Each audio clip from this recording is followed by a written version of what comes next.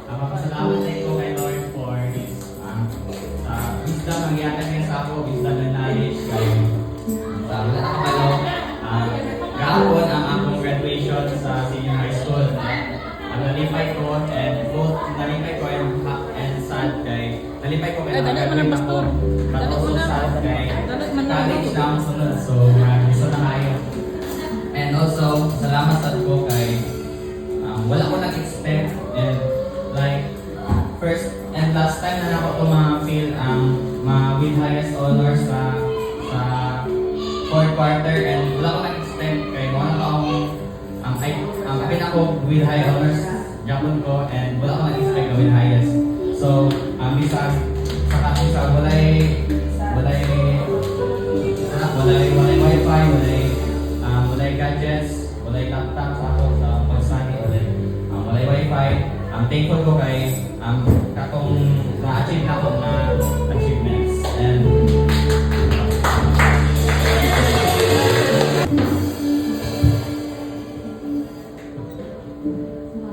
nagpapasalamat ko kay Lord sa junior high school ako kay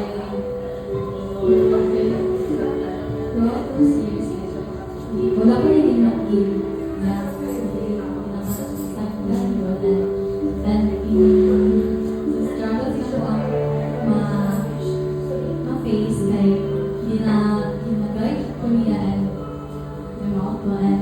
Salamat sa ko kay wala ko na-expect na ako kadali. I mean, kadali na meron na akong narawatan. Pila ka pong medal.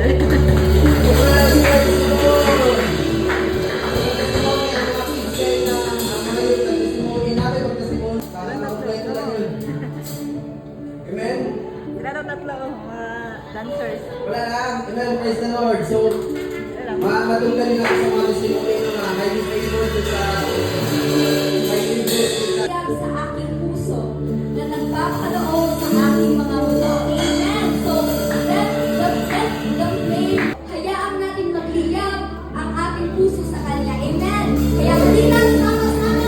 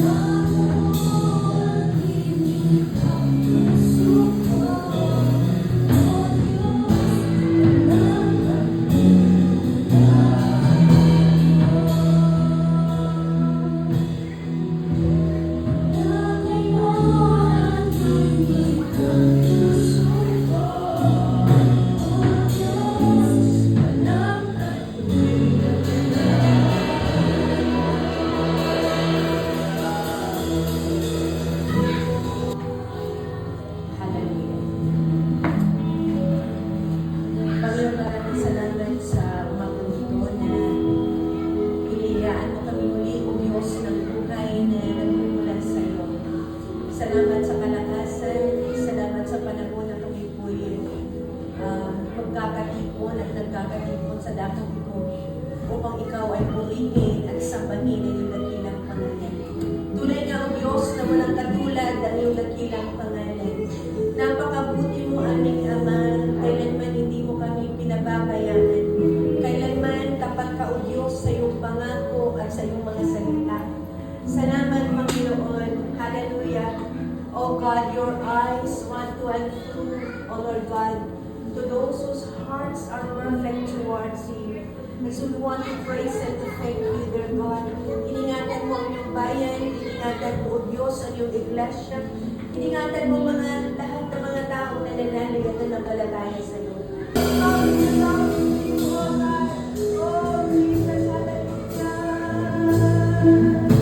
Speak to every heart, Lord. Open every ears, God.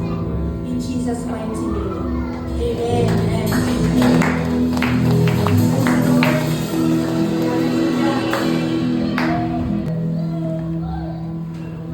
Sa ating lahat. So tayo po'y makakaupo.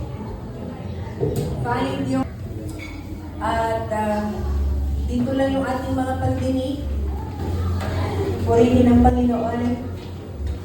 Just allow the Lord to speak to us today sa pamamagitan ng kanyang mga salita. Amen po ba?